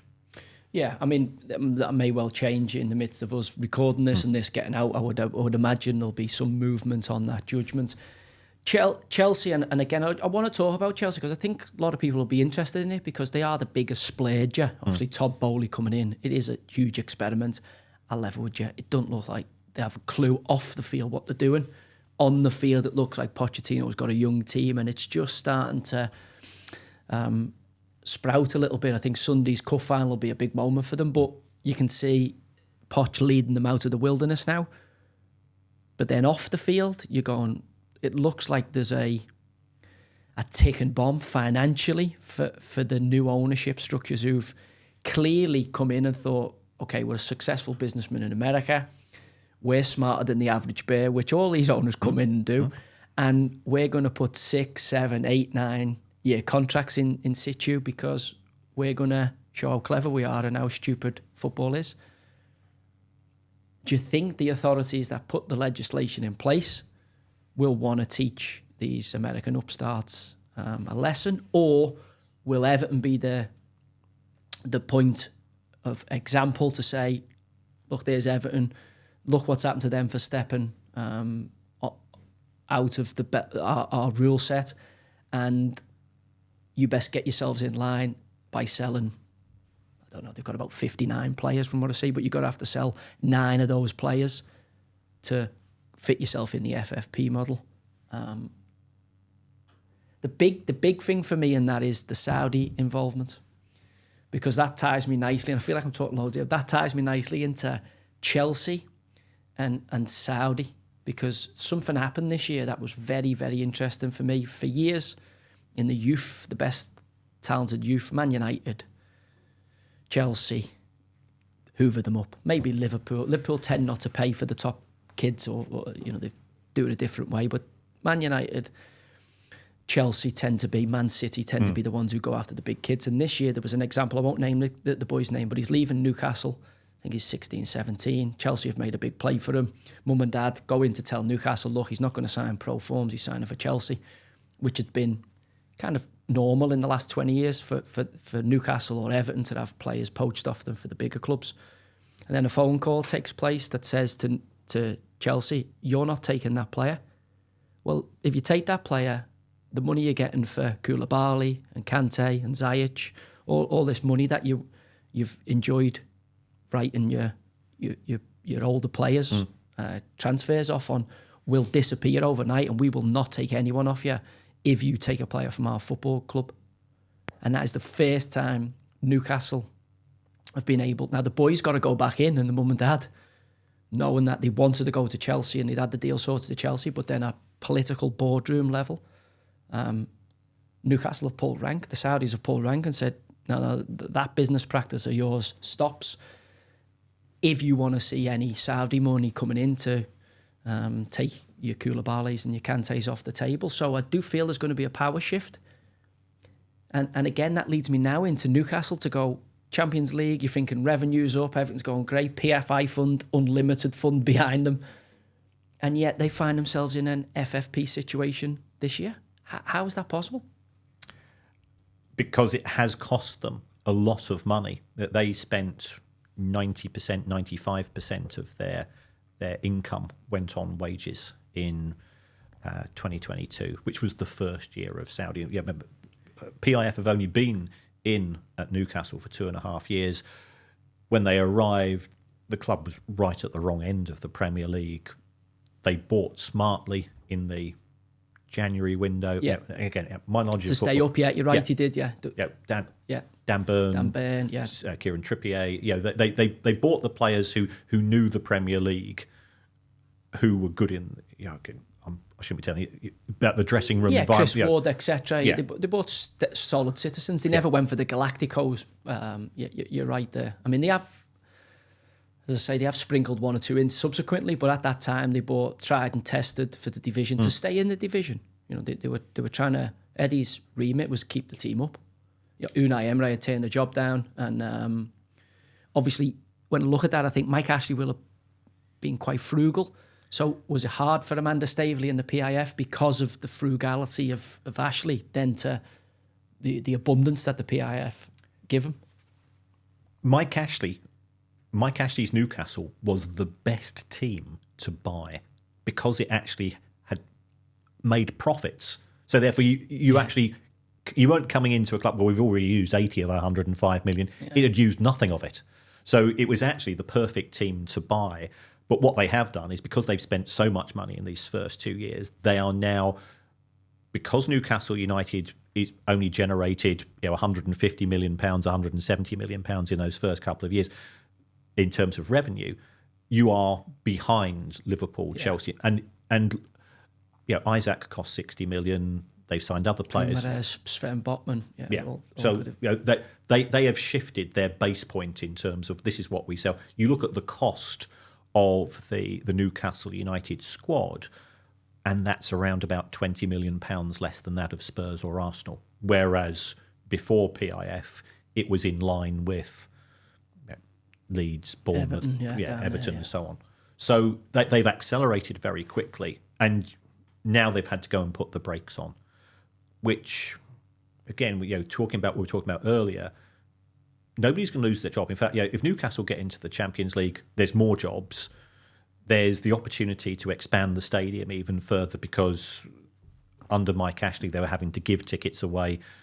Now it's a scramble to get a match ticket so that they can go from 54,000 to 62, whatever they want to do, and they'll sell every ticket. So there's jobs being made in construction. There's jobs being made at the club. There's jobs being made. You've been in a club. If you get into the Champions League, we've got all of this interest from all of these other TV companies, so therefore we need more backroom staff. So all of those opportunities are being denied because of the present form of financial fair play, which is designed to stop Newcastle being the next Chelsea or Manchester City. And that makes you feel uncomfortable as a fan because Newcastle fans surely they're entitled to be just as fortunate as. Well, it's like you were saying before. You knew about the nightclubs. It's like you're queuing up to go into a nightclub and you've just got all your rig out on, and all of a sudden it stops the one before. Sorry, you can't come in. Yeah. Well, hang on, you've just let all them in. It's like no, sorry, they've decided now. No one else is coming in. The people who've gone in, and I think from we want to see. Sustainability. I think it's wrong for the common working man to see a disconnect. You see a footballer on 900 grand a week, and the people who are in the stands who are paying and working to watch you.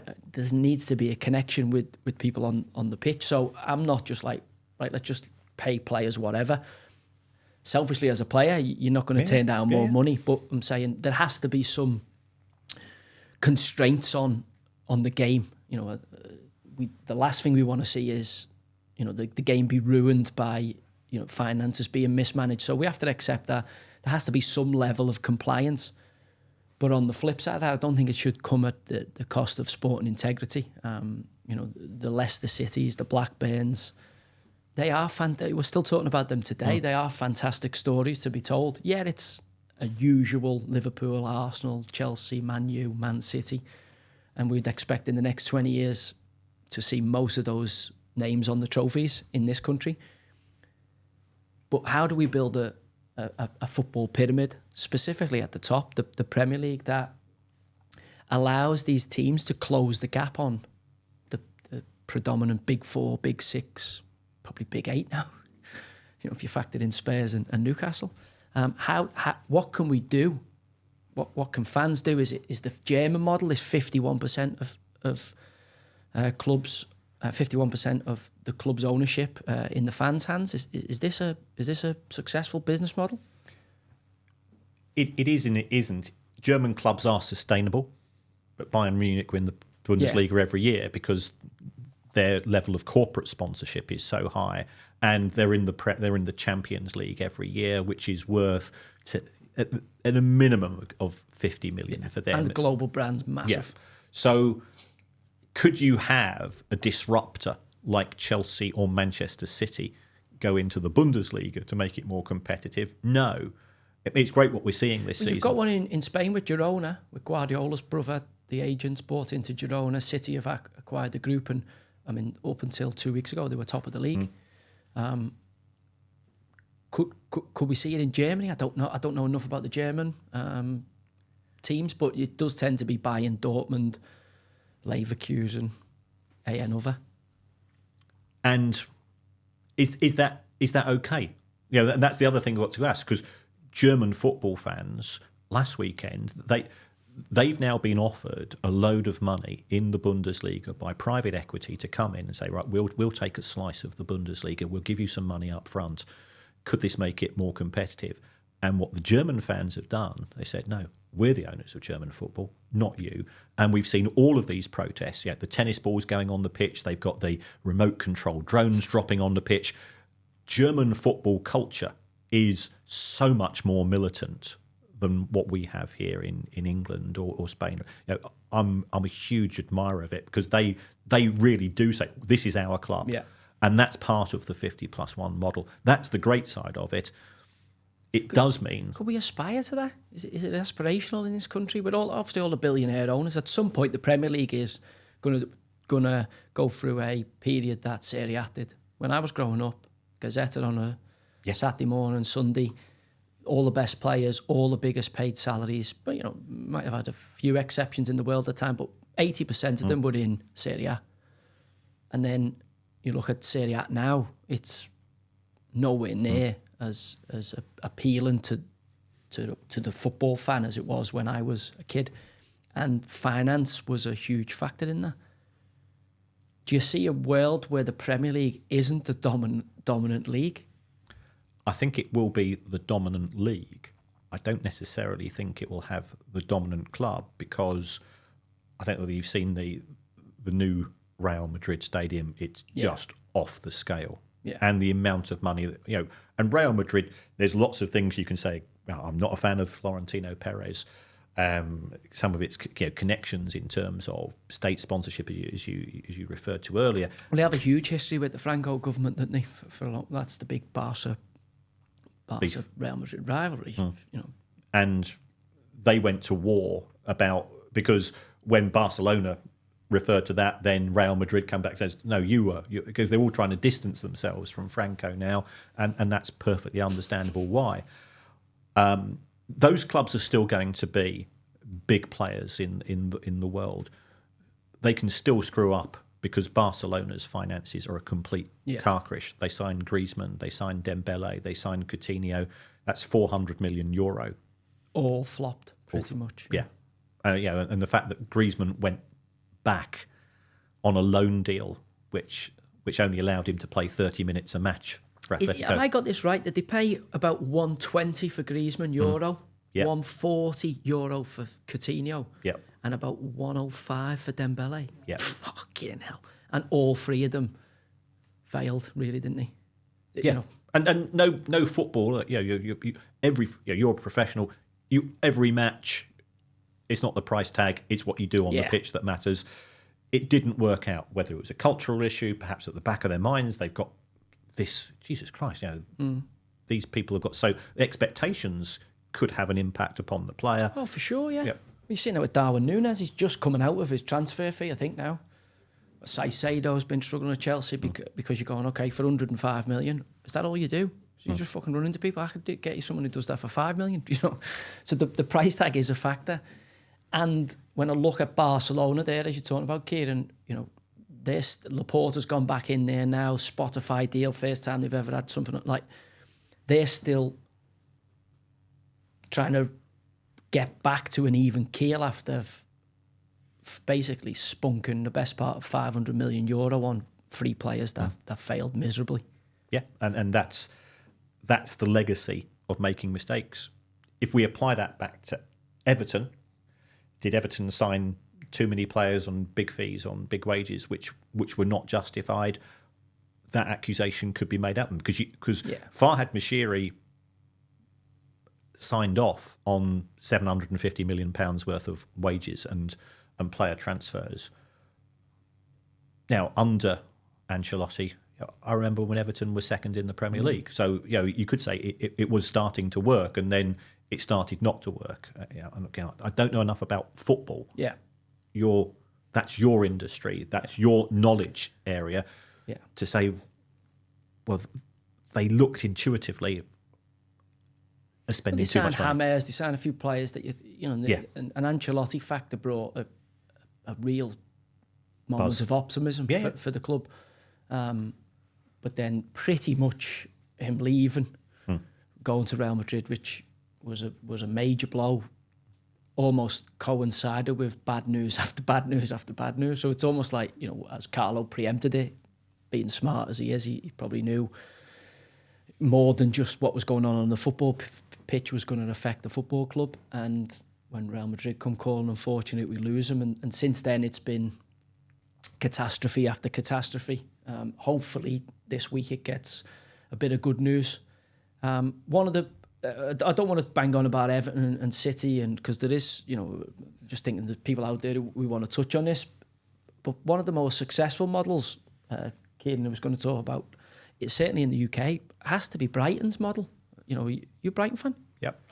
So you probably don't like me for standing on Kyle in the build-up to us winning the league. I did have a few words at the time.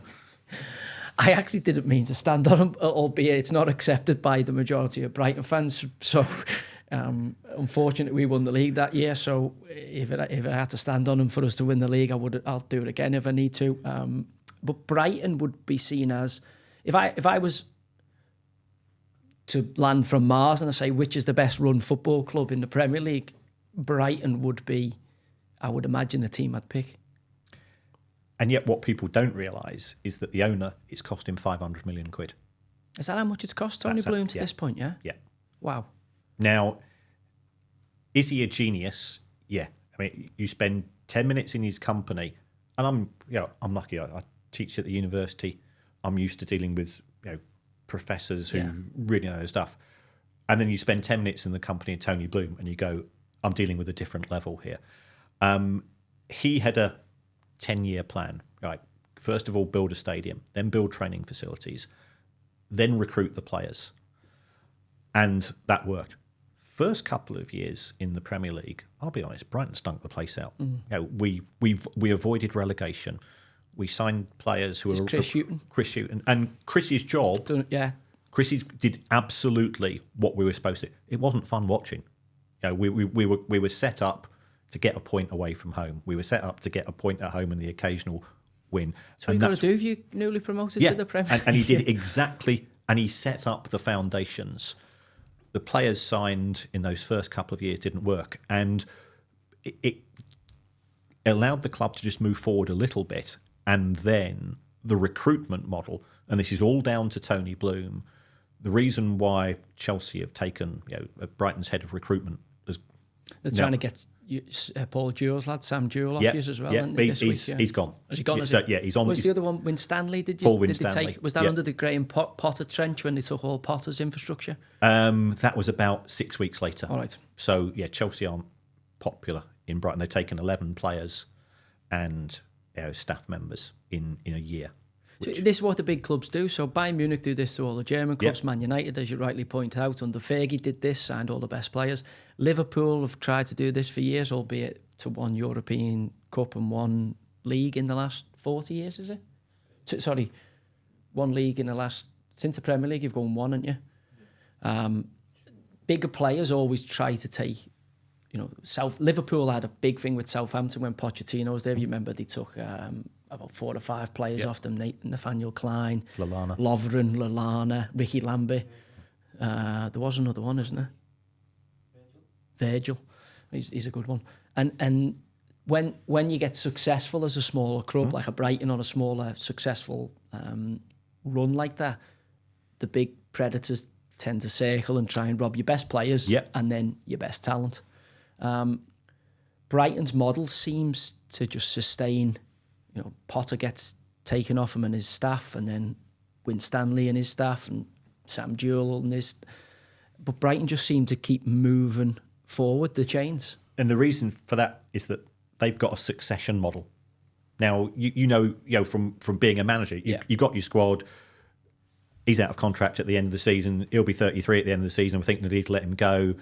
I need to sort of progress. Will Brighton do that on the recruitment side, on the management side, and on the player side?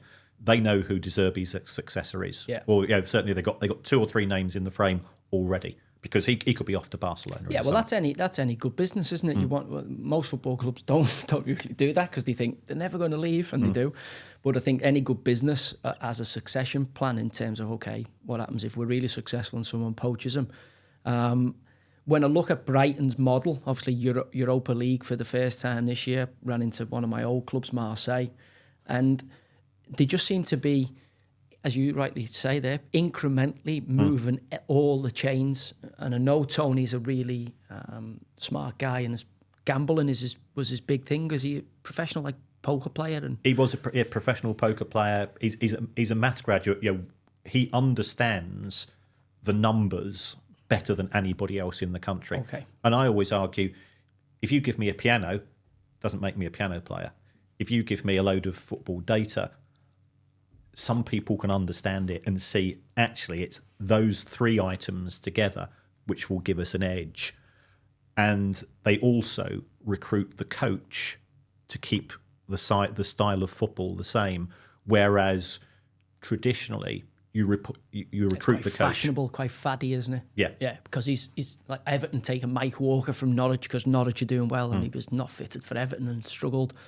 They'd never made that mistake. They'd have taken somebody who was fitted already to their players' ID profile as a group. Brighton, when I think about Brighton, it instantly leads me, and just as we're coming up there, then to the others, because I don't know whether a lot of our fan base know this, you'll obviously know, but Brighton and Brentford, Matthew Benham and Tony Bloom were once in business because I lived in Kew at the time, and Brentford were in League One. They were on my doorstep, so I used to go and watch them quite a bit. But did they have a falling out? Is that right? They had a business falling out. Matthew obviously takes Brentford and does incredible to get them where they are, and obviously Tony's got Brighton and has done incredible to get them where they are. But for me, I'm looking at that going, these are 2 sensible guys who aren't football people per se. I know they are now because of the connection and football fans, but they weren't like footballers or people who understood the nuances of football, and yet have applied gambling and algorithms, but also management and business to football correctly, and have, in a short space of time, transformed the futures of the respective football clubs. Are they not the blueprint to say, if you want to run a football club, this is the way to do it? Yeah, you look at any truly successful business, and it comes down to the person at the top. Microsoft with Bill Gates, Apple with Steve Jobs, Ford with Henry Ford. It comes down to a person who's got the vision, who says that the table lies. That's the first thing. If we look at a football match, we lost. Oh, we must have been crap. But actually, what they're saying is, no, we will look at the data and we'll say we're where we want to be, or we're slightly above where we want to be. And I know people were saying, XG, it's a load of crap and so on. But you look at all of this data together and you say, right, this is where we're going. And that's what Bloom and Benham do, is that they understand. They'll get 60 pieces of data and they'll say, those are the 5 which are most important in terms of this match and so on. And they don't tell the coach what to do, but they're conversations. We're living through this revolution me as a player, sports science revolution, data revolution. And now we're seeing it from a business standpoint, obviously XG, all the stuff you hear people talk about. And it's, I always find, Kieran, I don't know about you, Tony Bloom, Matthew Benham, phenomenal mathematicians, working out stuff, finding the discrepancies that they can take advantage of in the market based on the data they're looking at. But I always found the data is objective.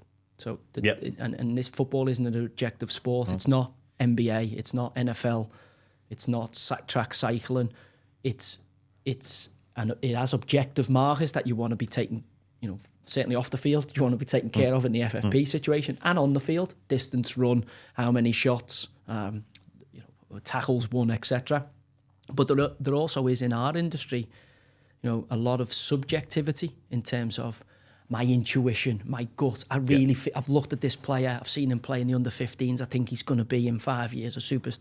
There's a lot of subject decisions that need to be factored in to the objective data to get success. So clearly, Matthew and Tony Bloom were saying their models, Brighton, Brentford, are successful ones. They surely must be using their data with their obviously human element to get the maximum out of these football clubs. Brighton are punching way above the weight based on fan base and football club size, and you would have to argue so are Brentford. Certainly a better business model than Everton, who have had 100 years of being a top flight club.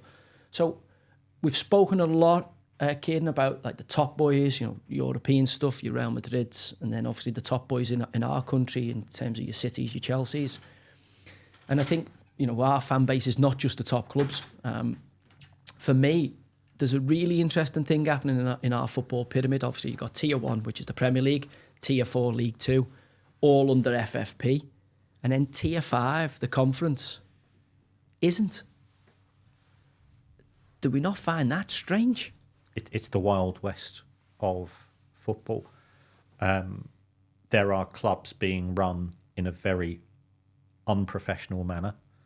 There are clubs being acquired by people who should not be near football because, as you rightly say, there is no due diligence being undertaken by the organisation. The only time that the National League will address issues, and you've got to give it some credit here, is that if transfer fees are not paid on time, if HMRC are not paid on time, yes, they will do something. I've seen that with Southend, yeah. Yeah, and Ron Martin, who is the Southend owner, or has been the Southend owner, he enjoyed brinkmanship in taking that club to the courts for winding up. He got a thrill out of it. Well, I'm Pot Klein there because one of my old coaches, Kev Mayer at Bristol Rovers, has gone on to be the manager and done phenomenal in challenging circumstances. But I've been watching it mainly to make sure Kev's all right. And I've seen, it was a League One club, Southend, going well. Now at the wall, points deductions, all because they've got an owner that has decided to take the club in that direction. And that can't be good for the local community. It's not, because you get up on a Monday morning as a working lad, and what you're looking forward to next Saturday's match. And the thought of not having that football club in your life is, I'm not being over sentimental here, it's a huge part of your life. If men were as faithful to their wives as they are to their football clubs, we'd have no divorce, would we? And because it's that tribal, it's that tribal. It's that sense of belonging. I talk to people in Bury who lost their football club, and they said, I was saying, "What's it like?" I got friends. I live in Manchester for 40 years.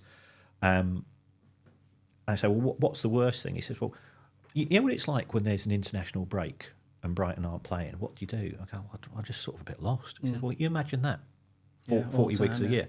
And that fear is opinion, and that is something which we are in danger of losing at the lower leagues. But again, on the upside, on the opposite side of that, you've got obviously Ryan Reynolds, Deadpool, and Rob McElhaney, who've bought into Wrexham, an underprivileged part of the country, and brought a phoenix from the flame. Really, a lot of eyeballs on them, TV shows, and real feel good story. around Wrexham.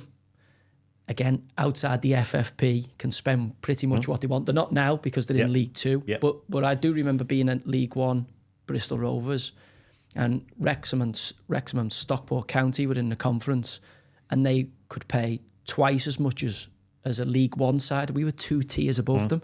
They could pay twice as much salary as what we could because they didn't sit under the FFP.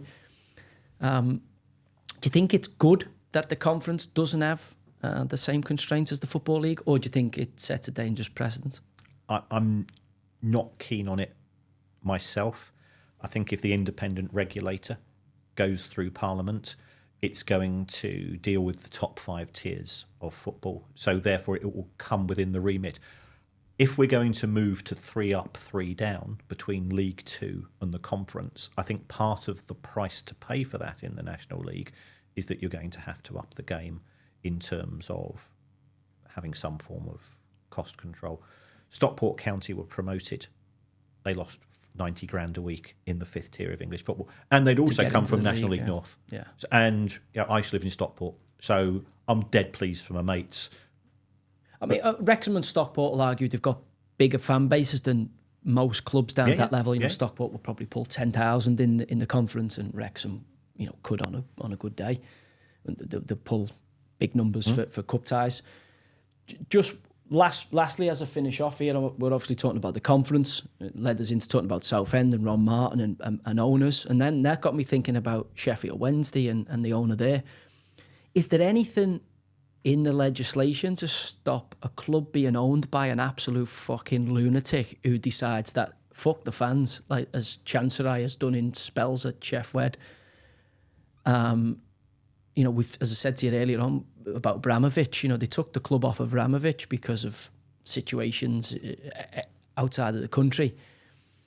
Is there any legislation, is there anything in place to protect the football club from an owner, cooking the books? Because Everton have Mashiri. I'm not blaming Mashiri, but let's just say that the book for this points deduction stops at Mashiri because he wants to spend when the Premier League and people around him were telling him not to. He's the ruler, he's the owner. Is there anything in place? Can Everton turn around and say, well, this wasn't us. We were telling Farhid not to do this, and he's gone ahead and done it because he's the boss. Is there any legislation in place to stop these owners running riot? No, there isn't. In fact, we've got recent precedent for that. The EFL tried to get Di Younger, who's the owner of Reading, who Reading have had 16 points deducted through a series of misdemeanors, non-payments, all types of financial issues. And the EFL have tried to have him removed from being the club owner. And the commission that they appointed said he's the lesser of two evils, because if he goes, who's going to pay next month's wages? So you had the Chileno guy at Leeds, similar, didn't you? He failed the owners and directors test. So did the Newcastle owners before they stuffed enough dollars into people's mouths. That's a viewpoint. Well, they did. They failed. They initially were knocked back, weren't they? And then obviously then took it on. And look, Kieran, I could sit and talk to you all day. I'm mindful you've got to get away. And as I say, hopefully we'll get back on and Everton's future is bright. But I could talk to you about lots of things. I think I've covered off much of the stuff we wanted to talk about there. Did anything you want to talk about? Anything you want to say? Anything? I think we've covered all the main things. Yeah, I feel like I'm rushing you a little bit because we're on a time restraint and getting through. But honestly, I'm fascinated. I feel like I may well turn up in your classroom in the next couple of years and see what lies behind the Wizards' curtain in the financial part of football. I just want to say thank you very much. Absolutely fascinating to listen to you. And as I say, hopefully it's answered a few questions for some of those football fans out there. But Kieran Maguire, Common Sense with Joey Barton, thank you very, very much. Thanks very much for the invite, Joey. Good man, thank you.